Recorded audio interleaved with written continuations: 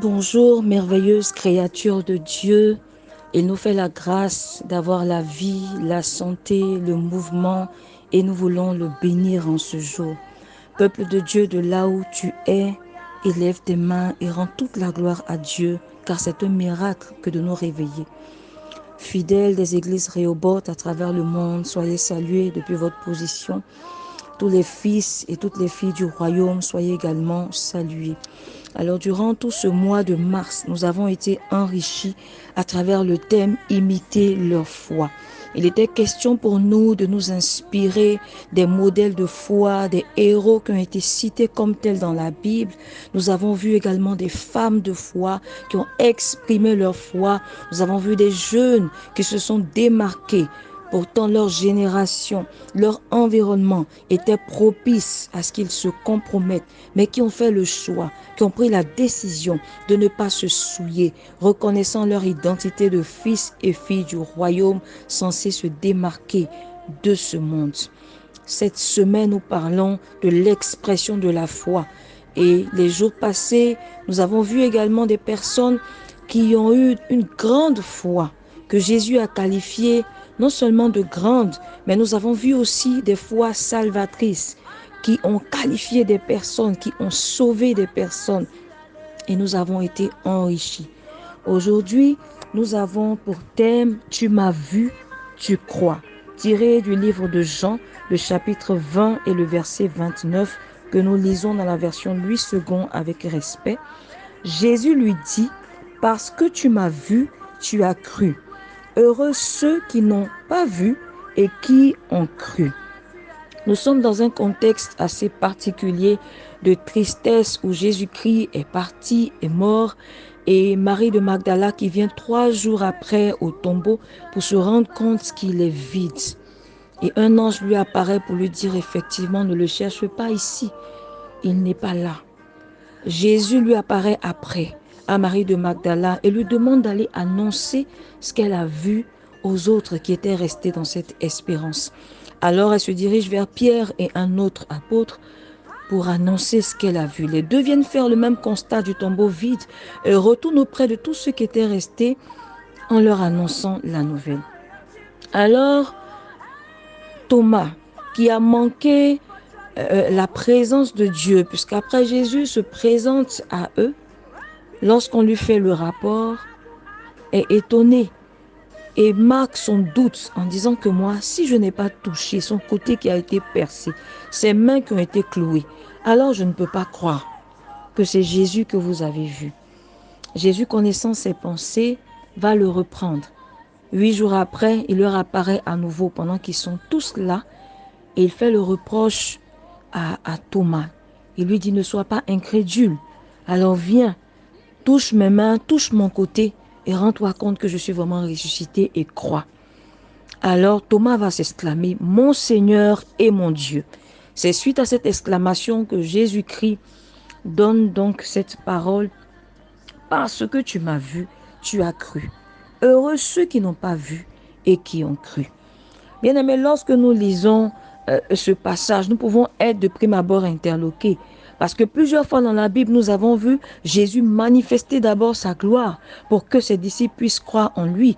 Nous avons lu aussi dans les Écritures que Jésus-Christ accompagnait ses paroles, ses enseignements de miracles afin de renforcer la foi de ceux qui l'écoutaient.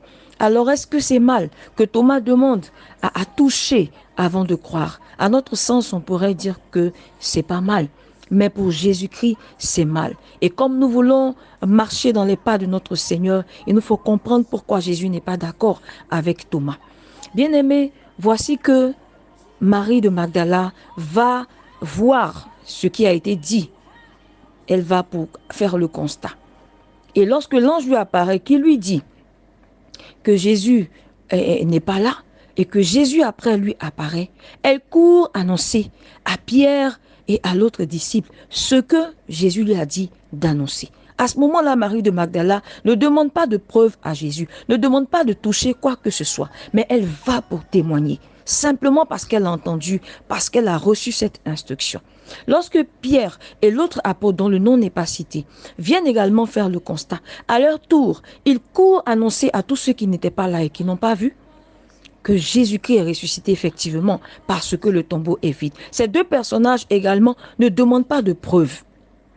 Et lorsque Jésus apparaît aux disciples rassemblés, il choisit de leur montrer ses mains et son côté pour leur servir de preuve. Bien-aimés, nous sommes interpellés ici par le comportement de Marie de Magdala et ces deux autres qui n'ont pas demandé quoi que ce soit. Qu'est-ce que Jésus-Christ t'a instruit? Qu'est-ce que Jésus-Christ t'a dit depuis que tu lui as donné ta vie? Quelles sont les promesses que tu n'as pas lues? Qu'est-ce que tu n'as pas vu? Ces choses devaient être censées fonder ta foi. Si tu es dans l'attente et dans l'espérance de tout ce que Dieu a dit, alors quand il se présente à toi et te donne une instruction par rapport à ses promesses, tu n'as pas le droit de douter. Alors Jésus-Christ nous veut à un niveau de foi plus élevé. Il nous veut à un niveau de foi parce qu'il s'est déjà montré, il s'est déjà révélé, il a déjà parlé. Et lorsqu'il a dit, sa parole doit créer la foi en toi, en sorte que tu te mettes en mouvement pour aller annoncer ses vertus, pour aller témoigner de ce que Jésus-Christ a fait. Voici l'une des raisons pour laquelle Jésus ne s'accommode pas du doute de Thomas. Lorsque nous progressons dans les passages, nous voyons que le témoignage pour Jésus-Christ est quelque chose de puissant. Non seulement il a parlé, mais des personnes ont également relayé ce qu'elles ont vu. Alors nous n'avons pas le droit de douter. Comment comprendre que Thomas, qui est avec ses frères et qui entend d'eux un témoignage, doute de ces témoignages? Bien aimé, la toile de Thomas, ça a été d'être absent. Où es-tu lorsque nous sommes rassemblés dans la communion du Seigneur? Où es-tu lorsque nous nous fortifions autour des promesses du Seigneur? Thomas n'est pas présent. Alors lorsque Jésus apparaît aux autres, qui sont tous ensemble et qui peuvent se souvenir parce qu'ils sont dans cette atmosphère, dans cet hôtel, dans ce lieu de rassemblement où Jésus a pris l'habitude de leur parler, ils le reconnaissent. Thomas n'est pas présent. Où est-ce que tu es? Est-ce que tu es dans des endroits où ta foi peut être restaurée, où ton espérance peut être renouvelée, où ton entendement peut être éveillé lorsque tu vois Jésus? Est-ce que tu es dans cette attente de l'accomplissement des promesses du Seigneur? Si tu n'es pas dans cette attente, si tu es absent dans les moments de communion, dans les moments où la nuée de Dieu nous visite, dans les moments où le feu de Dieu est allumé, alors tu vas douter. Prends plaisir dans la présence de Dieu et rétablis ta relation. Restaure la fidélité dans la présence de Dieu et dans la communion avec les saints, afin que ta foi ne défaille point, afin que ta foi repose sur quelque chose de fort. Bien-aimé, de toi à moi, qu'est-ce que tu n'as pas encore vu? Tu as entendu parler que Jésus-Christ ressuscite les morts. Tu as vu comment tu vivais avant et comment par la vertu du Saint-Esprit, aujourd'hui tu marches avec Christ et plusieurs péchés sont tombés et tu les as vaincus. Qu'est-ce que Jésus-Christ n'a pas fait dans la vie de tes frères et de tes sœurs? Quel miracle de guérison n'as-tu pas vu? Quel miracle de passer du chômage au stade de travailleur qualifié n'as-tu pas vu? Quel miracle de dépression n'as-tu pas vu où le Seigneur t'a relevé? Une misère, une pauvreté qui t'ont frappé à un moment donné où le Seigneur t'a rétabli. Nous avons vu toutes ces choses. Nous avons entendu toutes ces choses. De quoi avons-nous peur? Fortifions-nous avec le témoignage. Fortifions-nous, souvenons-nous des œuvres puissantes qui ont été accomplies. Et rappelons-nous qu'il est le même hier, aujourd'hui, éternellement. Que sa force ne diminue pas à travers les âges, mais il reste le Dieu tout-puissant, le Dieu de vérité qui ne se contredit pas dans ses promesses, le Dieu dont les promesses sont oui et amen. Le Dieu qui fait concourir toutes choses à notre bien. Le Dieu qui a dit, je serai avec vous tous les jours jusqu'à la fin du monde. Telles sont les promesses immuables du Seigneur qui ne sont point affectées, écornées par les réalités parfois difficiles de ce monde. Pour terminer, bien-aimé, je veux te dire une chose.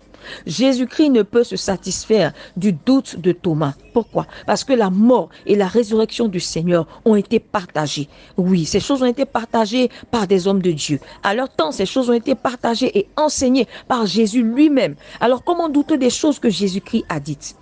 Si nous-mêmes ne pouvons pas croire que Jésus est mort et qu'il est ressuscité et qu'en vertu de cette puissance de relèvement qui a été manifestée, nous également nous pouvons ressusciter dans nos corps, dans nos âmes abattues, dans nos esprits affectés par les accusations. Si nous ne pouvons pas croire en ces choses, comment allons-nous pouvoir témoigner? Thomas est arrêté sclérosé et il ne croit pas. Et il veut seulement toucher ces choses avant de dire mon Seigneur et mon Dieu. Mais qui est-ce que Jésus était pour lui avant qu'il ne touche ces choses?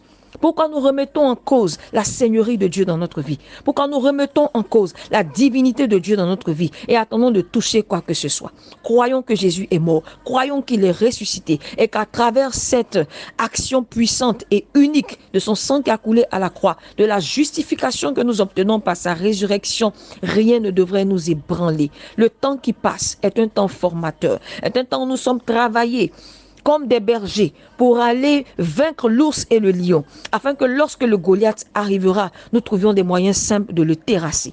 Le temps que nous passons, où nous ne voyons pas l'accomplissement, sont des temps de persévérer dans la foi, sont des temps pour activer notre patience, sont des temps pour demeurer dans la communion du Seigneur, pour fortifier notre attente et non pour rétrograder ou pour régresser.